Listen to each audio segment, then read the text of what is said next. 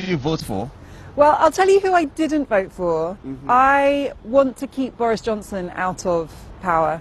And what I just did, actually for the first time in my life, is I voted tactically. So I didn't actually vote for the party that I naturally support. I voted for the party that has the best chance of stopping the Conservatives winning in this constituency. And that's something that I think a lot of people are doing this election, because in a way we don't have the luxury of just exercising our right to choose the person we most want. We have to think about how to stop the catastrophic situation this country is facing first before we can think about broader platforms for change. So voting tactically is a way of saying realistically in this area who has the best chance of beating the Conservatives. This is a safe Conservative seat. It usually goes to the Conservative Party. I want to make sure they don't win. You want Boris Johnson out of power? I want to keep Boris Johnson out of power, and I think it's in the interest of this country, the very serious strategic, economic and social interests of this country, that we do keep Boris Johnson out of power. So that's my complete priority. How can I stop him winning the election? To be honest, he's made it very easy by being a hopeless politician, by being completely untrustworthy, dishonest, and also by standing for something that in this area, this is a Conservative area, it has Conservative values, but it's also a very pro-Remain area. I know there are a lot of people in this constituency who are very uncomfortable with the hard right Brexiteer direction the Conservative Party have taken. So I'm joining a coalition of people who believe that Remain is a better option for this country, who want a second referendum on leaving the European Union, and who also in the longer term want to see some quite radical social change. But first we have to stop Brexit. I see, that's interesting. So this Remain constituency, it's originally a safe seat for Labour, but now you want a safe seat for Conservatives, but now you want to change that, and tactically you're voting for that party, that idea that has a chance of taking out the Conservatives. Okay, let's talk about the voting then, and let's try and compare to what happens in, say, Ghana. So this is what a polling station. This is a polling station. This is my local polling station. You can see lots of people on their way to work going and exercising their right to vote. And this is a typical election day here, really. There are lots of polling stations in each constituency. They're very well run, well organised by local volunteers. And you go in, get your ballot paper and choose your candidate. I saw some people when I went in there, a lady and a gentleman, who have a Liberal Democratic card and a Conservative card sort of on their chest, showing who they are, and they're taking down some names. What are they doing? They are just keeping a record of who has voted. So in this country you get a poll card through your door, and when you come to vote you give that in, and they know who has actually voted and who hasn't, who's on the electoral register, who has and hasn't voted. So you don't have to give them your details. They're not campaigning. There is no party political campaigning today. It finished yesterday, but they're volunteers who work for political parties who are doing that. So it might look a little bit strange that they have their party colours showing, but they're just exercising a kind of administrative role by collecting the names of who's voted. I see. And so I also learned that polling closes very late, 10 p.m. Yes, that's because we work long hours and people need to go before work. They open from 7 a.m. and people also sometimes, if they leave early, which some people leave earlier than that, need to vote after work. So it's quite common to get home from work at 8 or 9 p.m. So by staying open till 10, it kind of increases the chances that the greatest number of people want to vote. Because what we don't want to do is exclude people who maybe work slightly different hours, or who have to collect children from childcare, or who finish work late. So to try and get the maximum cohort of available voters, they try to make the polling stations open as long as possible. And also, as you can see, it avoids queues. It means there's no rush hour at voting, because people can come through the day or at the hour that suits them best. Well, in Ghana we close at dusk, and we are actually thinking about closing earlier. Wow. So that we can put the results together. So the earliest results are not expected until midnight, is that correct? That is correct, and there will be counting going on through the night. Usually we don't know the full results till well into tomorrow. So there are a lot of election parties happening in the UK tonight, and they usually get going around 10 p.m. when people settle down, start watching the TV and see the results start coming in. The polls this morning are closing up, really, in terms of the prediction that the 10-point lead that the Conservatives had last week is whittled away, and now it's looking very, very tight. Do you trust the polls in the UK? I think everybody in this country has learned to take the polls with a very generous pinch of salt. They have not been very accurate in previous elections. And most commentators actually, in spite of studying the polls, agree this is a very unpredictable election. There are a lot of undecided voters. There are a lot of people who have been newly made politically homeless because in this constituency, a very safe Conservative seat under usual circumstances, people feel very alienated by the direction the Conservative Party have taken. In places that have always voted Labour, very safe Labour seats, there are a lot of people who are uncomfortable with Labour's stance on leaving the European Union. They want to leave and they don't want another referendum. So both parties, both of the main parties, have seen this fragmentation in their base, which means it's very, very difficult to predict. I've seen the polls. I can see there has been a shift towards a narrowing of the result.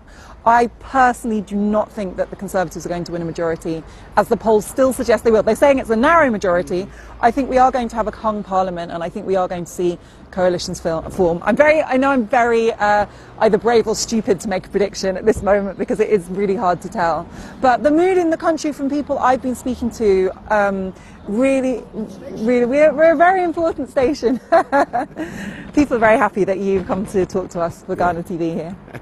Okay, cheers. Now, if you get a hung parliament, which means that the Conservatives or Labour don't have a complete majority, it makes nonsense of this election, doesn't it? It takes us back to all the problems that UK has had since the Brexit vote, from Theresa May to Boris Johnson. Everything about Parliament is being Brexit all the time. No policy development, policy discussion. So don't you think people really want this election to end and have one person having a majority? I think people want this to end, that's correct. The big problem we have in this country is that we've been told by politicians that they can get Brexit done. That is a lie. Brexit is not something that can be got done. It's a generation's worth of reorganising, renegotiating, re-legislating. Removing a country like Britain that's been at the heart of Europe from the European Union is a very long, complicated project. So there, unfortunately, is no way of just making this all go away quickly. In that context, I think that what people do want, and I hope this election will bear that out, is to remove the Conservative Party from power, because they really have been keeping us in this deadlock. They've failed to get a deal. Many people like me who voted to remain in the European Union were perfectly willing to accept the result of the referendum, which is that people voted to leave.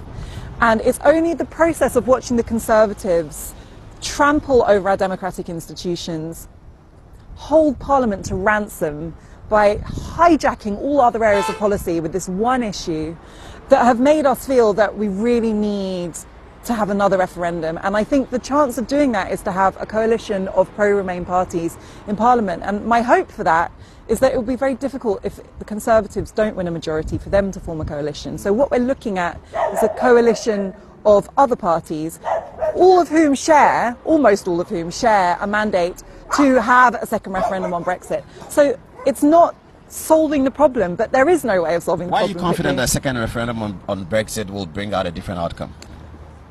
A lot of poll results show that even if nobody changed their mind on Brexit and we had another referendum, it would have a different outcome, because so many young people who are pro-Remain have come onto the electoral roll.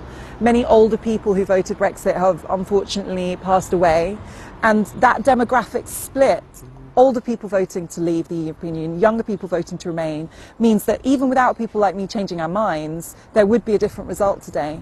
And I'm not saying that you should just keep on having referenda over and over again until you get the result you want, but it's widely acknowledged that the initial referendum contained so many falsehoods, so much misleading information, and so much oversimplification that we didn't know what we were voting for, and I include myself in that. I mean, I voted to remain in the European Union. Had I known how catastrophic the Brexit process would have been, I would have voted even more passionately to remain in the European Union. And I know people who voted to leave who've now changed their minds. We deserve another chance because we were misled the first time around. Let's talk now about how the outcome of this election means for the rest of the world, and especially for the Commonwealth and Britain's former colonial partners like Ghana and Nigeria. Boris Johnson believes he's going to win this election. For that reason, he set up a UK-Africa summit in January, where he was hoping to meet African leaders and tell them, you know, what the new deal is between Britain and the Commonwealth. Do you think that Africa should be looking at this election, especially former colonial partners to Britain, should be looking at this election And if they should be looking at it, with what kind of eye should they be looking at it? I think that countries like Ghana, Commonwealth countries, friends and trade partners of Britain should be looking at this with a very critical eye.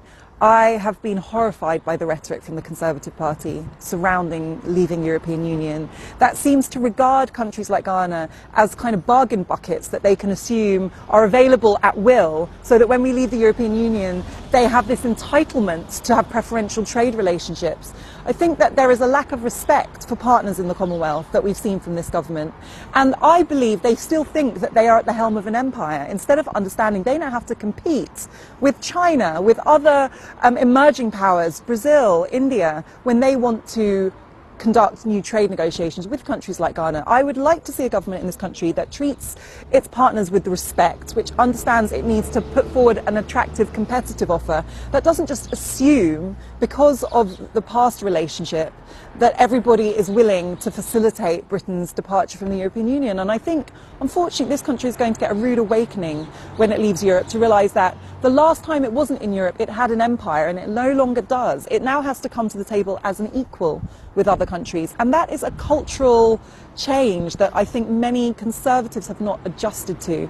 I feel that the other parties have a better grasp of the international climate at the moment because they don't suffer from this false sense of superiority in the same way. If Boris Johnson were to win a majority, will journalist F4H lose interest in the whole British conversation?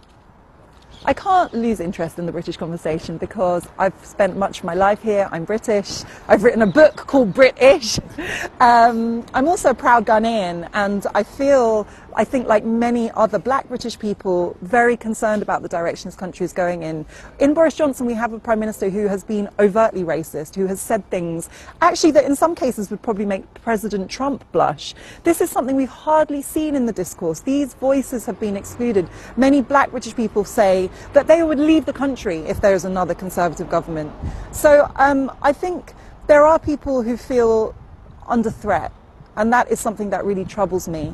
But we can't opt out of the debate because we all care about this country. I know many people who aren't British also care about the future of Britain. It's good for the world to have a stable Britain that understands its place in the world, that doesn't overestimate its power, but also knows that there is goodwill and that there is value here. So I would like to see that. I will continue to push for it. But I do have to say that there isn't a limitless drive towards bigotry that people like me will tolerate. And I think people will start voting with their feet if we see this continue. And Britain will lose a generation of talented, international-minded, forward-thinking, entrepreneurial young people if it continues down this regressive path. Okay. Which Prime Minister do you miss? Last question. Clement Attlee. He created the welfare state, you know, when we had a country that thought big, that was progressive, that wanted to redistribute resources and create social justice. And it's been a long time since any of our parties really stood for the values they claim to have. So that was F4H. I'm sure you loved it. I love it too. May the better candidate and the better party win. I agree.